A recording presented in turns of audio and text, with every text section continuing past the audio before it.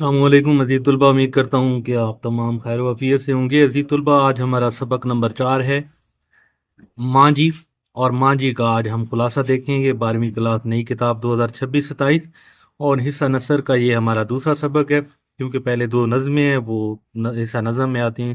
ہمارے ٹوٹل 7 نظمیں ہیں۔ نظم میں سے ہمارا مرکزی خیال اور خلاصے میں سے جو ہے ایک چیز آنی ہے، اس کے 5 نمبر ہیں۔ تو یہ خلاصہ جو ہے ایک سبق کا آنا ہے، تو 2 خلاصے دیے جائیں گے، تو ایک خلاصہ آپ نے کرنا ہے۔ تو عزیز طلبہ، خلاصہ ماں جی خلاصہ پڑھنے سے پہلے مصنف قدرت اللہ شہاب، اس کے بارے میں تھوڑا سا جان لیتے ہیں۔ قدرت اللہ شہاب جو ہے وہ گلگت کے رہنے والے تھے۔ قدرت اللہ شہاب جو ہے گلگت میں پیدا ہوئے اور ابتدائی تعلیم انہوں نے گلگت سے حاصل کی۔ قدرت اللہ شہاب نے 1941 میں انڈین سول سروس مقابلے کا امتحان پاس کیا۔ وہ ریاست جموں کشمیر سے تعلق رکھنے والے پہلے مسلمان تھے جنہوں نے یہ اعزاز حاصل کیا۔ قدرت اللہ شہاب جو ہیں، اس کی ادبی زندگی کا آغاز افسانہ نگاری، مطلب کہ یہ نثری لحاظ سے جو ہے مقبول تھے۔ ان کے چند افسانے یا خدا، نفسانے، ماں جی، شہاب نامہ وغیرہ شامل ہیں۔ تو عزیز طلبہ، یہ قدرت اللہ شہاب کا ایک 2 لائن کا تعارف تھا۔ اس کے بعد اپنے خلاصے کی جانب آتے ہیں۔ خلاصہ ماں جی کی پیدائش کا صحیح سال معلوم نہیں، تاہم اندازہ ہے کہ ان کی پیدائش 19ویں صدی کے آخری 10-15 برسوں میں ہوئی۔ ان کا آبائی گاؤں میاں والی ضلع اٹک کے علاقے میں واقع تھا۔ ان کے والد کے پاس چند ایکڑ زمین تھی جس پر خاندان کی گزر بسر ہوتی تھی۔ اپنی دونوں سہیلیوں کے ساتھ ان کی زندگی شروع ہوئی اور ان کی زمین اس منصوبے میں شامل ہو گئی جس کے تحت حکومت کی طرف سے معاوضہ ملنا تھا۔ ان کی والدہ نے بھی اس معاوضے کے حصول کے لیے بہت کوشش کی۔ آخر کار ان کی محنت، صبر اور مستقل جدوجہد کامیاب ہوئی اور انہیں ان کی زمین کا معاوضہ مل گیا۔ اسی دوران ماں جی کے چچا کو ایک چھوٹی سی جاگیر ملی اور ان کے بیٹے نے آبائی جائیداد کا وارث ہونے کے لیے اپنے چچا کے ساتھ خانہ جنگی اور باہمی اختلافات کا سامنا کیا۔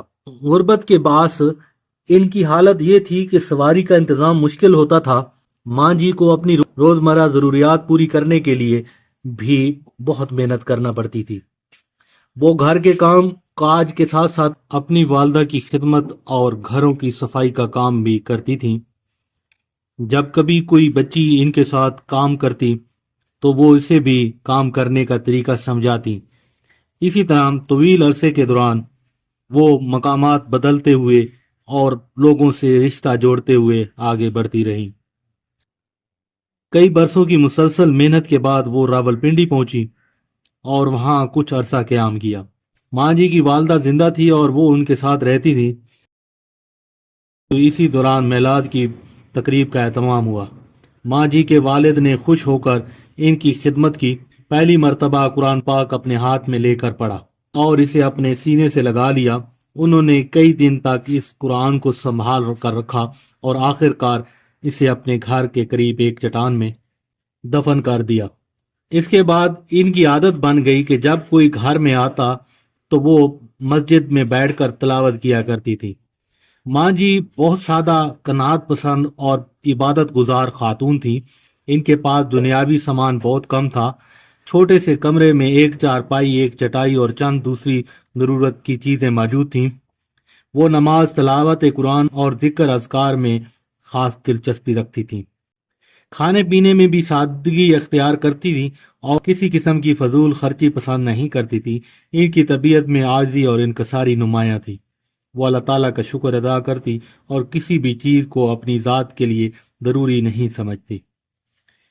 ان کی زندگی سادہ، صبر، قناعت اور عبادت کی عملی تصویر تھی۔ جب خاندان کو لیل پور میں زمین ملی تو ان کے حالات بہتر ہوئے۔ ماں جی کی خوبصورتی، سادگی اور اچھے اخلاق کی شہرت دور دور تک پھیلنے لگی۔ انہیں گھر کے لیے بہت سے رشتے آنے لگے۔ ان کی خواہش صرف اتنی تھی کہ انہیں ایک پڑھا لکھا شوہر ملے۔ اللہ تعالیٰ نے ان کی یہ دعا قبول فرمائی اور ان کی شادی عبداللہ صاحب سے ہو گئی۔ عبداللہ صاحب غیر معمولی ذہانت کے مالک تھے۔ وہ پنجاب یونیورسٹی میں ایم اے کے امتحان میں اول آئے اور بعد میں علی گڑھ میں لیکچرر مقرر ہوئے۔ سر سید احمد خان نے ان کی صلاحیتوں سے متاثر ہو کر انہیں انگلستان بھیجنے کا انتظام کیا، لیکن انہوں نے اپنی والدہ کی رضا کو مقدم رکھتے ہوئے یہ فیصلہ قبول نہ کیا۔ بعد میں وہ ایک اعلیٰ سرکاری عہدے پر فائز ہوئے۔ شادی کے بعد ایک لمبے عرصے تک ماں جی کو اولاد نہ ہوئی، لیکن ان کے شوہر نے کبھی ان کی حوصلہ شکنی نہیں کی۔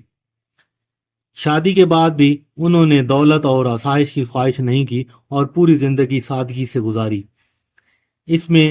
اس زندگی میں کئی غم اور آزمائشیں بھی آئیں، مگر ماں جی نے صبر اور حوصلے کے ساتھ ہر مشکل کا سامنا کیا۔ ان کی زندگی میں ایک نوجوان بیٹا بھی پیدا ہوا، جس نے بعد میں ان کے گھر کو خوشیوں سے بھر دیا۔ نوجوان بیٹے کی آمد سے گھر کا ماحول بدل گیا اور ماں جی کی زندگی میں ایک نئی خوشی شامل ہو گئی۔ ماں جی اپنی اولاد سے بے حد محبت کرتی تھیں، ان کی تربیت پر خصوصی توجہ دیتی تھیں۔ وہ اپنے بچوں کو صبر، شکر، خدمت، عبادت اور اچھے اخلاق کی تعلیم دیتی رہی۔ ان کی پوری زندگی عبادت، خدمت اور محبت کا نمونہ تھی۔ وہ اپنے گھر والوں کے لیے دعا کرتی اور ہر مشکل وقت میں اللہ تعالیٰ پر بھروسہ رکھتی۔ ان کی شخصیت میں ماں کی شفقت اور ایک نیک عورت کی سادگی اور ایک عبادت گزار انسان کی پاکیزگی نمایاں تھی۔ اسی وجہ سے مصنف قدرت اللہ شہاب کے دل میں ماں جی کے لیے بے حد محبت اور احترام پیدا ہوا، اور وہ انہیں اپنی زندگی کی ایک عظیم اور قابل احترام شخص سمجھتے ہیں۔ تو عزیز طلبہ، یہ ہمارا سبق نمبر 4 ماں جی، اس کا خلاصہ ہم نے پڑھا، جو کہ ایک افسانہ ہے صنف کے اعتبار سے۔